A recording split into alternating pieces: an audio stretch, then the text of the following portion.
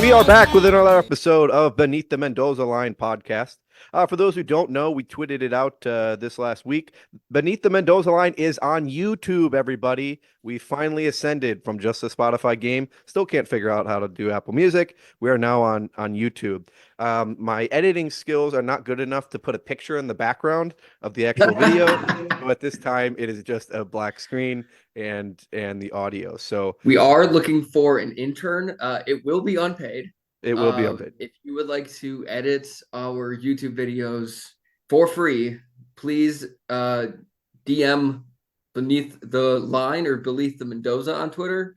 It's Beneath the Pod on Twitter Beneath the and Pod, my Beneath the apologies. Mendoza Line on Instagram. But yeah, we're on YouTube now. If you'd like to work for us unpaid, zero perks, zero benefits, we will allow you to do so. We will shout you out if you would like to do that for us.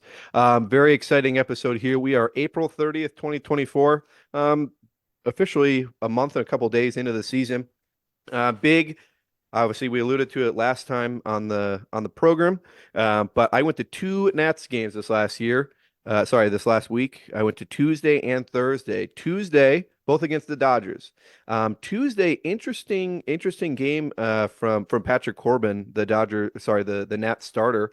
I think he went 6 innings, like 2 hits, and no runs. And I think I can't remember who pitched for James Paxton pitched for the Dodgers that day. It was a pretty boring game for the first 6 innings or so. And then the Dodgers started to open it up a little bit.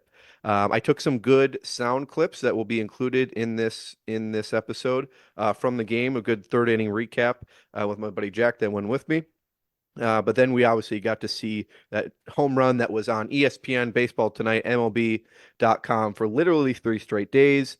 Yep. That massive um, home run from Shohei in the ninth.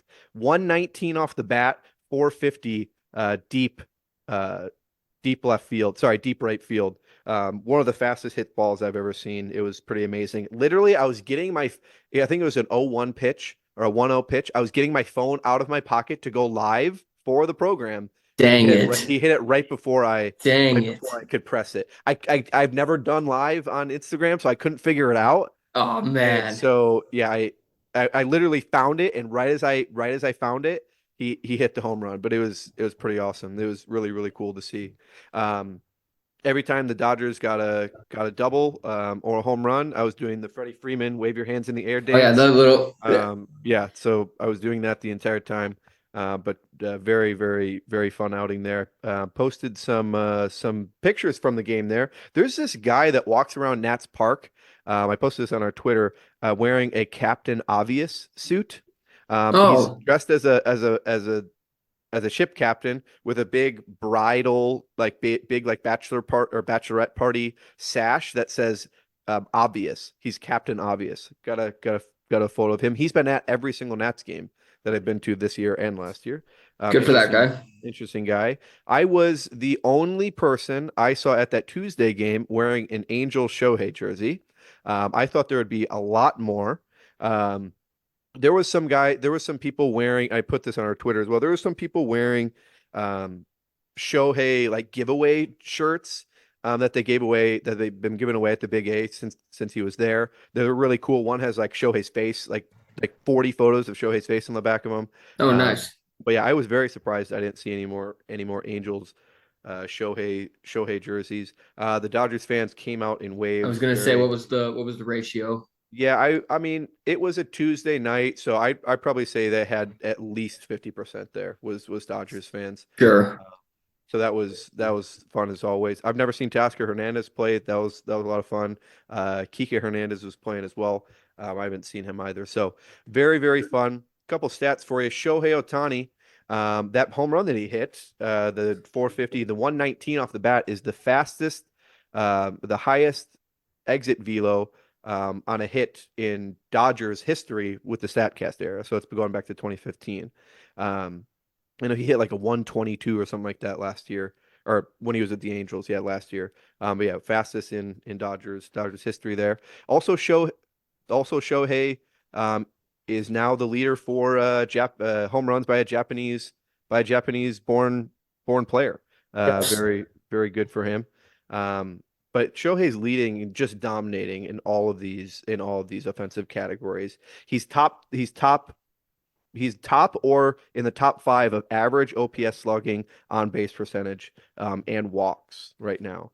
Begs the question: if I'm the Dodgers, do I say Shohei, you're done pitching? You're just going to focus on hitting this entire time of the year. Honestly, it's a really good point. I mean, you're paying him what, $70 million a year. Obviously, it's deferred, whatever. Um, so I think you want him to pitch if he can pitch. I mean, because even let's say he blows out his arm, or let's say he starts pitching again next year, and he pitches once every 6 days, bats, the other five, maybe has an off day after he pitches, whatever the case may be. He'll probably still get the same number of games. Hopefully as effective as a hitter, maybe a little less. But if he can still give you, above average to Hmm. good on the mound, if for whatever reason it doesn't work out or he struggles or his arm goes again and he can't pitch, well he's obviously showing that he can still hit even with a Tommy John surgery. So Exactly. I think you have to allow him to pitch, just with the amount of money and how important he is, um, or at least until he physically can't. Other things I want to talk about. So on Thursday, I went to the game. Yamamoto is pitching. Yeah, Alex and I were talking about this a couple days ago. Yamamoto, obviously, this Japanese phenom. He's like 26 years old, won three straight, whatever their version of the MVP Cy Young Award is over in Japan. Comes over here and he's pitching like he's still in Japan. He throws hard. I thought I this what I heard is he throws 99 to 100 into the sixth inning. That's not what I saw on Thursday. No, I saw 94, 95 pretty much consistently. He pitched really well. I think it's two hits over 7 innings again as against the Nationals. But he pitched very, very well. His mechanics are so good to where when he goes back in his windup, it's like he's barely moving. He doesn't have any violent delivery, anything like that, like Aroldis Chapman or even Shohei does, correct, right? His mechanics are perfect, but he's so smooth to the plate where he's just getting, or at least he has been, that fastball just getting teed off on. And correct, it's very, very straight. And he mostly pitches it right down the middle. That big looping curveball that he has is very, very impressive. It's very sharp. It's a very true 12-6 curve. Just I thought I was going to be blown away when I saw him, but I unfortunately was not. He's still very good. I still want to see him again, but he's what we've been hearing about what that contract says he's worth, and what I've been hearing about and seeing videos back in Japan. He hasn't really reached that level yet. I'm hoping when Shohei gets back on the mound and they're going 1-2 next year, that I'm hoping that Shohei can have more of a conversation of, hey, this is how the Japanese game is different. This is correct, this is how to pitch in Major League Baseball. Obviously, you don't want to have the conversation now with Yamamoto. He hasn't even pitched 10 games. He hasn't even pitched like seven correct. games yet in Major League Baseball. What have you seen from Yamamoto?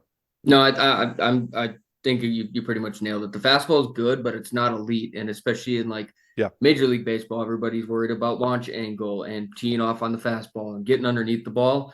Obviously, that's a completely different way that the Japanese the NPB plays. I think he needs to rely a little bit more on those splitters and really working the edges instead of just putting the glove in the middle of the plate and letting things die. I think he's got to really work on those edges more than what he's been doing. Yeah, He'll be all Splitter right. Splitter was good too. Yeah, he'll be all right. But like you said, he just needs to learn that in our league at least, you can't throw a 94-mile-an-hour fastball by anybody. Yeah, or even like 96 at this point. Like these kids in high school, in college are throwing that hard, but they get teed off on because it's the straightest ball, yeah, ever, and it's just right down the middle every single time.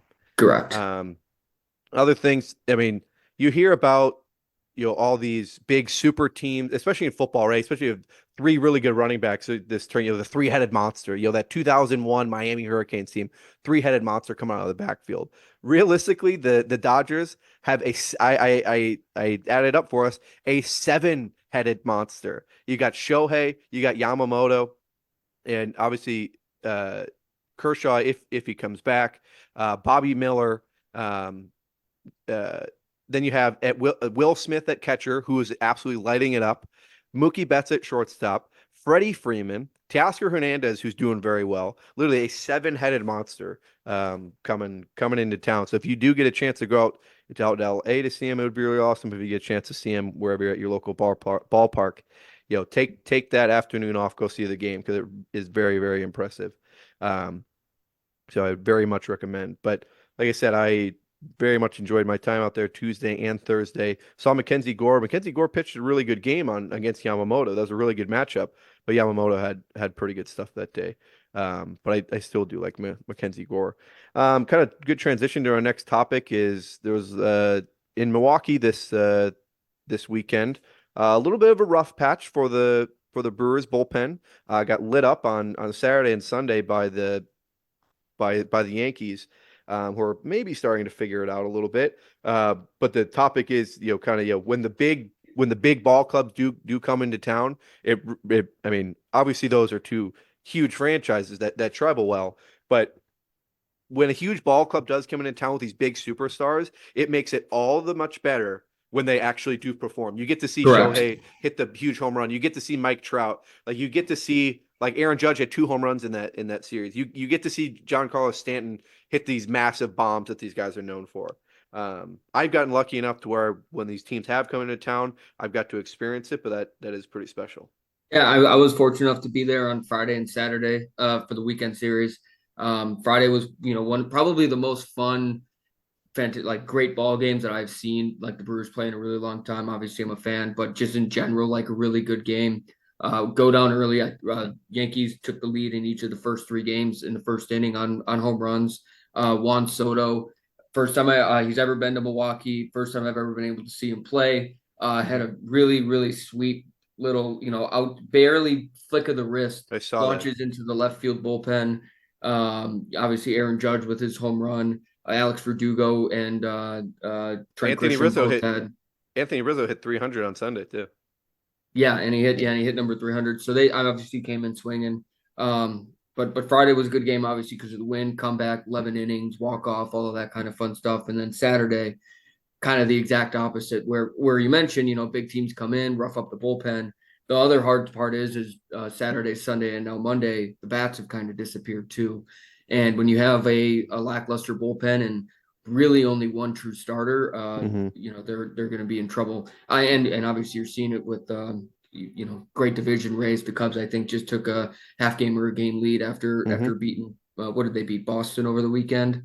I mean, it makes for a good race, but like you said, when those good hitting teams come in, can the Brewers stay up? And that was their concern pretty much the entire offseason going into the season.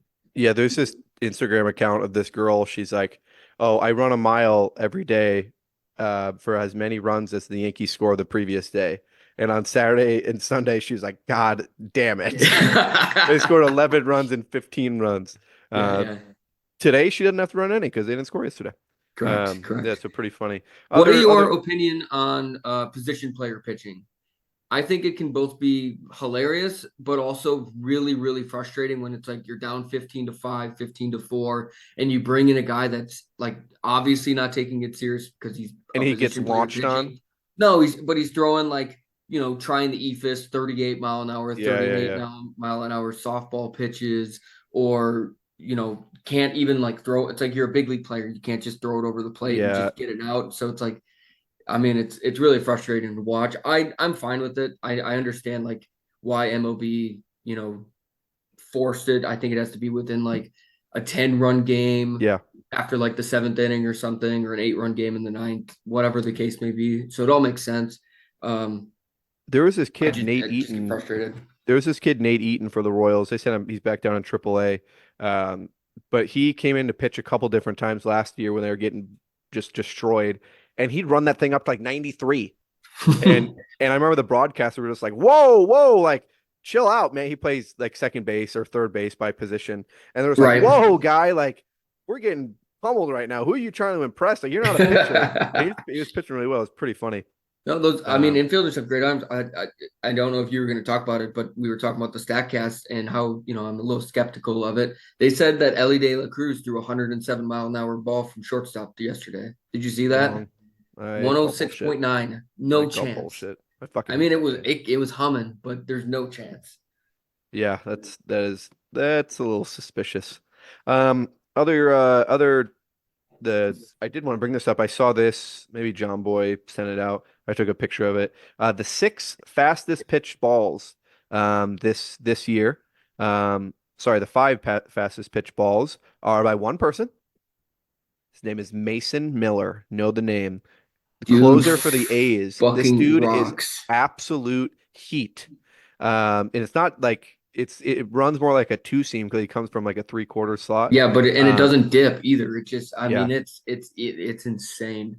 Yeah, I was watching. I think it was last week. They were playing the Yankees, and they were. Uh, it was he got Volpe, Rizzo, or Volpe, Juan Soto, Aaron Judge, literally on like 10 fastballs. It was very very impressive. Yeah. His so that's, like I said, this is the top five pitches this year: 102.4, 102.3, 102.1, 101.3, and 101.2. Very very impressive. Mason Miller, closer for the A's. Know the name. Yeah, for Um, anybody that's really big, like pitching nerds or just really into like seeing some really cool graphics, I want to shout out MLB Pitch Profiler. Some really, really cool stuff where you can see like spin directions and advanced analytics. I know that's not for everybody. You don't come here to have us talk about spin rates, but still a cool site. Yeah. Other stuff, other Yankees news. July 5th, Yankee Stadium. If anybody up in New York wants to snag me one of these, they are giving away a George Costanza bobblehead at Yankee Stadium. Obviously, George Costanza, assistant to the traveling secretary for the New York Yankees. Correct. Um, big Seinfeld fans over here. One of my, it's from that scene. It's Bernie Williams, Derek Jeter, and George Costanza when he goes out there and he's taking batting practice with these guys. And it's one of my favorite scenes in Seinfeld where he's just like, hitting isn't hard, guys. It's a simple equation. V, velocity is equal to T, the trajectory, in relation to G, gravity, which of course remains a constant. And he's hitting absolute nukes. He's hitting piss missiles out of the stadium. And Derek Jeter's like, who are you, man? He's like, oh, I'm George, George Costanza, assistant to traveling secretary. He's like, did you put us in that Ramada last year in Milwaukee? And he's like, you guys here to talk hotels? You guys here to talk about winning some ball games? And Derek Jeter's like, we won the World Series last year, man. It's like in 6 games. It was pretty. That was part of the three-peat year too. Is really really funny. So yeah, George Costanza bobblehead, July 5th, up at Yankee Stadium. So if anybody wants to snag us one of those, it's pretty sweet. Over or under $500 resale on Facebook Yeah, Marketplace, I think it'd Craigslist, or probably be whatever. right around there. It almost has to be. It's legendary. It's literally from that scene where he's wearing the shirt and Correct. tie and with the bats. It's pretty awesome. It's only like the first like 18,000 people there. That's it. Like Well, July that's 4th just weekend. stupid. Like yeah, so you got to get to that stadium You early. know, So the any Brewers listeners started up doing there, that dumb stuff too. We are a sellout is 42,000 and they only have enough giveaway stuff for 30. Just yeah, make all of them if you know you're gonna sell out. the Angels do Just that. stupid. The Angels do they don't do a cap on the giveaways. Um, Other players I wanted to talk about, Tarek Skubal, absolute dog for the Tigers. 4-0, 1.78 ERA, racking up the Ks as well. Pitched a gem last night against the Royals. He is my AL Cy Young winner at this time. He is until he shows me any differently. He's absolutely amazing. Um, Other pitchers that have went down, still this injury bug. Um, Jesus Luzardo, Blake Snell for the Giants, and Tyler Glasnow. Tyler Glasnow got hit by a ball or something like that. So he went down just on the 15-day IL for the Dodgers. Other news here. We were supposed to do this on Sunday. At that time on Sunday, Aaron Judge was, no pun intended, hitting below the Mendoza line. He was hitting He was. 190. He was hitting 196 after Saturday or after Sunday. I think he had like two or three hits. He's back up to like 205 or something like that. So Yeah, he's all you got to do is play wavering the Brewers. around the line. Um, Aaron Judge, does he suck? Yes or no? You make the call. I say he sucks. He stole Shohei's MVP a couple years ago with meatballs. With literally, he was at 55 Yeah, home runs, and all these guys were just like, "Oh, let's just throw him an 82-mile-an-hour changeup right down the middle and see what happens." Um, yeah, whatever. Other news that we need to discuss is we previously wrote off the White Sox, right? We are still writing them off. Absolutely, they're done. They're dead. Awful. Okay, we wrote them off. What do they proceed to do? We released that last video, week and a half ago. What did they proceed to do? Go on to sweep the Rays in Chicago. I credit this program, this podcast, for that increase in focus, in awareness. I credit us for really, giving them the spark that they needed The in Mendoza bump. the Mendoza bump. You can credit that right here. Right, put Uh, on a t-shirt. yeah. Other news. Jackson Holiday, obviously for the Baltimore Orioles, really struggling. He was hitting, I don't know, like .02, 0.025 or something like that. Got sent back down to AAA Norfolk. I obviously there's he's this phenom player. He's crazy young. He's only going to get better, but his 10 games that he was up in the big leagues were pretty rough on him. Struck out a bunch. I think he got one hit, a couple RBIs, uh, but was really struggling. Um, pretty crazy. Other things I got here: Salvador Perez continues to light it up, doing a lot better than anyone thought he was going to do this year. I Including think he's me. leading the AL in RBIs. Um, which is very impressive. He just continues to hit home runs, and the thing is he's not catching every day like he has been. He's catching every maybe 4 to 5 games. But very impressive. I think he's hitting like 356 or something like that on the year, which is he's playing almost every day and just DHing. But very impressive out of Salvador Perez, the captain there in Kansas City. I'd like to discuss O'Neal Cruz. I think he's a lazy bum. I think he doesn't care about the game. I'm getting flashes of Javier Baez from him, same position, same kind of the kind of their franchise guy type of thing. I think he's a lazy bum. Numerous times I'd be watching him, not going out to be a cutoff man, not going, just lackadaisically doing ground balls, not running out ground balls at running down the first. Just show a little effort for the kids, maybe.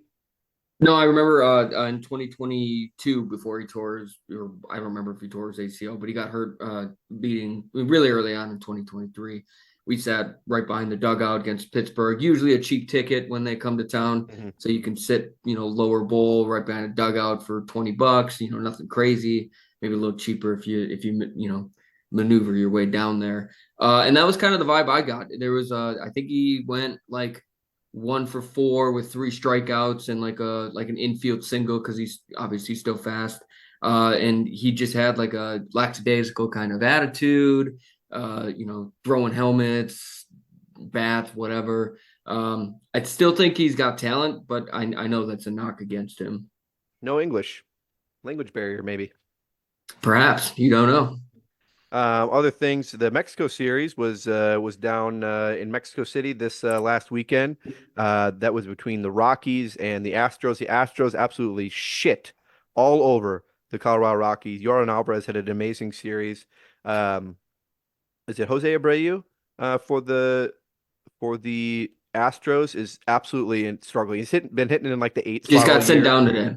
Yeah, just got sent down to that. That's exactly what I had written down. He was hitting like .06, .065, something like that. Really struggling. When they even I saw him play the Astros a couple weeks ago out here in DC, and he was just literally trying to swing at first pitch, trying to swing at first pitches, just getting out ahead of himself. I mean, he won AL MVP, less than 5 years ago. Correct. Huge drop off He was a for really Abreu. old rookie, if I remember correctly. Wasn't he like Yeah, kind of 28 like or something when yeah, he kind of came like up? 27, like Pete 2014. Alonso, like pretty really old rookie. Um, Other things I got down here, Mike Trout. Mike Trout is not going away. Everyone thought that he was gonna put his tail between his legs and just take his retirement as it comes and live out his last couple years out in Los Angeles. Absolutely not. He is putting himself back on that map, uh, leading the league or at least tied in the league with home runs. He's hitting first in the order right now. Very exciting stuff from Mike Trout. Definitely didn't expect that. Um, I definitely wouldn't be hitting him first, but I mean, to whatever Ron Washington wants, I would like a couple more RBIs with those home runs. That's the thing, Nate. Yeah, I was watching the Angels game last night with my buddy Jack, and it's just like I know Joe Adell on the team, I know Logan O'Hoppe, I know Taylor Ward. Other than that, all these guys are you could put Kringle McCringleberry in there, and I'd be like, oh, that guy plays for the Angels. Had literally no idea who any of these guys were. A really young team, obviously. They're still developing a bunch of guys. Um, but yeah, obviously there's your reason. Correct. Reed Detmer. In other Angels news, Cole Tucker just came up. So for those of Yes. you Vanessa Hudgens fans out there, Yes. we finally have our Taylor Swift to baseball for now until Sure. Paul Skeens comes up. So just a little shout out to her. A huge supporter of the pod. She is massive supporter. We've gotten numerous DMs from her. Reed Detmers with the Angels too. I liked him for a couple years. Threw a no hitter a couple years ago. Um, Big lefty pitcher. He's been doing great. And this is more of a really cool stat that I heard. I was watching the Giants and the Pirates out in San Francisco this last weekend. Um, and we all know McCovey Cove. The Bonds home runs out in McCovey Cove are really, really impressive, right? And there's only like 100, Yeah, it all was like time 108 or something all time. from Giants hitters, right? Barry Bonds hit uh he's done it like 6 different times where he's hit two in one game out to McCovey Cove. No shit. It's only so Barry Bonds is one guy. It's only ever happened one other time. And the one other time, no chance you would ever know who this is. I only knew it because I was listening to the broadcast when they said it, but it's Jack Sawinski, center fielder for the Pirates. For the Pittsburgh Uh, Pirates. Oh, for the no Pirates, shit. yeah. Hit it was I think it was last year, hit two home Yeah. runs in a McCovey Cove in the same game. So that's very impressive. Him and Barry Bonds. Um, Well, one and the same. Exactly. Um, pretty impressive there. I'd like to discuss the amount of blowouts that are happening in Major League Baseball. I feel like I see it at least once a weekend. The Cubs got absolutely stomped all over by the Red Sox, 17-0.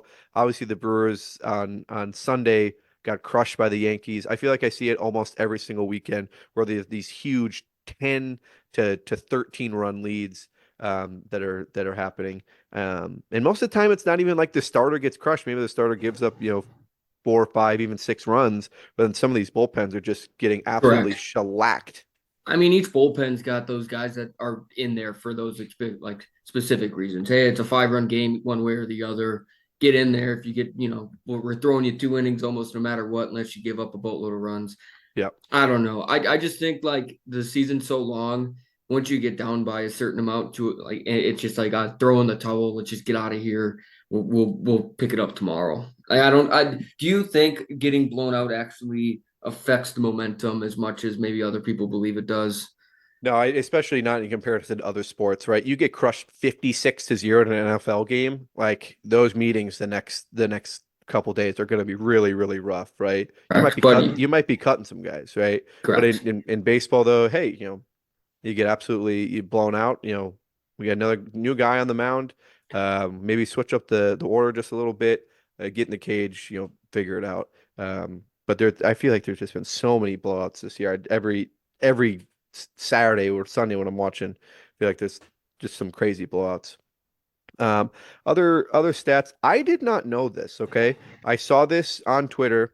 Okay, I knew that Nolan Ryan led all Major League Baseball history in strikeouts. I did not know that he also led all Major League Baseball history in walks. I had no idea.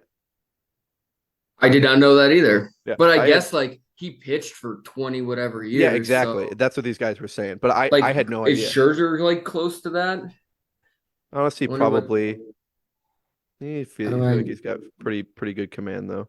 But the reason I saw that and like looked that up is because I just like this year the Marlins. So there's 9 teams right now. The Marlins are leading it with 100 walks already through 25 games. Which realistically, that I mean, like 4 walks a game, like that's not that crazy. But for 9 teams to have that, I think is pretty insane.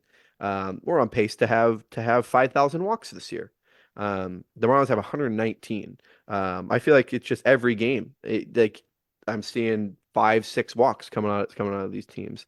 Free base on balls. Walks are a problem. walks are a problem. Other things, the Guardians are fucking good, man. I didn't think that they were going to be this good. Both the nailers. Stephen Kwan is hitting lights out. Not his OPS is amazing. His slugging is amazing, but he's getting on base every other time I watch any of their games. He's very impressive. Alec Boehm as well for the Phillies. He's hitting like 360. He's top 1 or top 2 or 3 in OPS. Very impressive from him. Went to Wichita State actually. Cal Um, State. or he's from Wichita, something like that. I think he went to Wichita State. Um, so yeah, it's very interesting there. Um, last thing I had written on here, I have a good AL/NL thing here for you. So National League, it was officially formed in 1876, um, and after that comes the American League in 1881. One of the big policies that Major League Baseball and the American League is that the American Association, the American League instituted, and several policies that the NL like lacked, it didn't have, was that they played games on Sundays back in the late 1800s, and the American League, for all you beer fans out there, was the first league to allow beer to be sold at baseball games. Wow, the innovators. Exactly. They knew what they were doing. So Good for I them. thought that was pretty interesting. No, it's Um, super interesting. But yeah, so other than that, I that's pretty much everything I had. We're going out of town this weekend, so I we won't be I won't be going to a game at least because the the Nats are in town this weekend, so it'll be another probably full week before I get to a game. Um so but yeah, the Nats games were very fun. Do you have got anything else for us, Alex? Yeah, I was just gonna say, ask if you could name the current career or active career leader in pitcher walks. Active current career He's in pitcher walks. 146th all time with 929 walks. Justin Verlander. Ding, ding, ding. Really? Yeah, yeah, right on. Interesting. Yeah, nine and Nolan Ryan has almost 2,800, Yeah, that's 2,795. absolutely Like that. insane. My other guess is going to be Absolutely. Clayton Kershaw. Um, Kershaw's down in like the 300s. okay.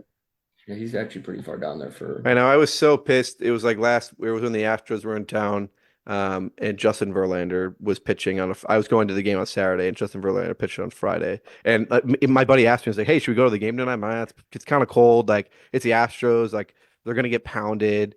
And Justin Verlander pitched, so that should teach you something there. Yeah. Other news: softball stats. Last Oh game. yeah, please do. And then I want to give out a shout out to a list of supporters of the pod when you're all done Sure, sure. before we sign off. Softball game last week.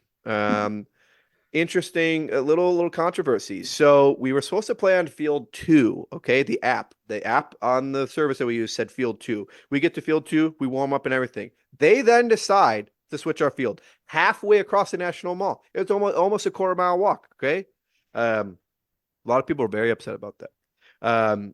We are playing a team. Did you rent bird scooters and go from field No, to you can't. It's all grass. Oh, fair So I enough. guess there is sidewalk in there, but we didn't run any scooter. We just walked. So we get down there, and I was usually playing first base. There was another kid that was a lefty that could throw and catch totally fine. That he played first base, so I played third. Um, First hit of the ball game, I grounded at third. Throw the guy at second was covering. I'm not kidding. If he didn't have his glove in front of his face, it would smack him right in the face. But he closed his glove before the ball got there, Oh, and Jesus. so it went off his glove and hit his hat, and his hat goes flying back. I did like Oh, you thought he I knew killed him. I knew he couldn't really catch that well, so I didn't throw it that hard. But he closed his glove and it went off his hat. So that wasn't great. But hitting Did he stats, cry? no, no. Tough Good, kid. good for him. Good for Um, him. but yeah, hitting stats, first time up, I hit they had a center fielder and a left fielder um Some that kind of definitely ball. played high school baseball. So they just played super deep and my first one went like the left fielder didn't have to move a single inch to get it. First, so there's 0 for 1. Second time up at bat, um, this kid made a crazy catch, literally sprinting over his shoulder, caught it. I was like, there is no way he catches this ball, and he caught it. He caught it like that. Um, Third at bat, we were already down like kind of a lot, and the pitcher on the other team was a little bit wild, and so I took like the first two pitches, and then I wanted to actually swing the bat, swung it, and I ticked the ball like I barely ticked it. It was like crazy inside, and I kind of tried to like jam myself. I like Sure. it hit like the small part of the bat, crazy ticked it, and the chick who's never played baseball or softball her entire life playing catcher literally is standing there like this. I'm standing with both my arms at my side, standing there with her glove on her side, goes right into her glove. She didn't even she Oh. literally didn't even close it. It just went into it, and she just raises her glove up, and the entire team behind her is just like, "Oh my god!" Just Yeah, screaming. yeah. And I was just like, dude, I was just like, fuck, man. I was just trying to like just barely put the ball in play. Yeah, we're losing. Um, Yeah. exactly. So, because yeah, I get frustrated with the softball teams that take walks. Like, come on, like No, this I'm is the rec exact same league. way. I'm the This exact is same way. rec Like league. you can take a pitcher too. Like, if Yeah. they got a good pitcher, close game, they might try to, throw you some spin. But if you're taking a walk Yeah, but and, he like I said, it's I tough. didn't want to take a walk, so I was like I Yeah. kind of like I jammed myself and it went right in this chick Are glove. you And in but a 3 pitch walk, 1 pitch strikeout kind of ordeal? the count starts 2-1. Yeah, okay. Yeah, same thing. Yeah, And then I got you. you get one courtesy foul. So if it's 3-1 or sorry, if it's Okay, you do get a courtesy foul. yeah, so yeah, if it's it starts out 2-1. And so yeah, if you foul it off, obviously that's two strikes. If you foul it off again, you're out. Yeah, for Um sure. so yeah, officially 0 for 3. I should have been 1 for 3 because that kid made an absolutely amazing play. But we play again tomorrow. Um As you said, hey, you get destroyed, you get right back up yeah, on the bump. we play again tomorrow. We should have our entire team there this next week. So we're feeling good about that. Other than that, get out, see a baseball game. We will put this Yep. up on the YouTube as well as the Spotify. Alex, you wanted to mention Yep, couple some supporters contributors, of the Mendoza Line, Beneath the Mendoza Line podcast. please. Joey Gallo, Sure, Randy Roses Verena, sure. Nolan Jones, Yikes. Josh Bell, James Outman, Nick Castellanos can hit him in big spots though. Deep fly ball left field. Jack Sawinski, who was mentioned earlier, you said Yes, want to give him a shout out. Andrew Vaughn, MJ Melendez, Corbin Carroll, sure. and the great Javi Baez. Well, that one makes sense. Yeah, that He's actually makes swinging at pitches that are 25 feet outside the zone. Francisco Lindor, and Tracks. barely cracking the list is a combo of Rowdy Tellez, Nolan Gorman, and JP Crawford. Big Rowdy. We appreciate them for supporting the podcast and continuing to be beneath the Mendoza line. Absolutely. Other contributors, Qdoba. We are officially a Qdoba podcast. Chipotle sucks. Okay? Yeah, I'm anti-Chipotle. I'm so Dude, glad that it Qdoba reached out. stinks. Dude, every time I go in there, oh sorry, we're out of chips, sir. Oh, sorry, we're out of lettuce. Sorry, we're out of the pico. Oh, by the way, we only do bowls. We're out of tortillas. What are you talking about? We doing what are we here? doing here? Qdoba, never happened. That'll never ever happen there. They retweeted us. It's an unverified account. The account that they retweeted us from, which is interesting. But yeah, so we are a Qdoba podcast sponsored by Qdoba. But other than that, we will see you guys here in a couple weeks. Obviously, it's starting to get warmer right now, so not a bad time to go watch a ball game. That roof at Miller Park should be open here, probably for good here in the next couple weeks. Yeah. Yeah, I wonder if it's open today. I was there last night. See the 1-0 loss against the Rays. They opened it after the game. Game Sure. over. Immediately opened. Sure, that tracks. All right. Well, thanks for listening. And again, like, comment, subscribe, and we'll talk to you guys soon. Right here, I'm elsewhere, standing right here. You're ghosting, I'm no psychic. If I hurt you, I won't mind it. 'Cause I'm at it and sing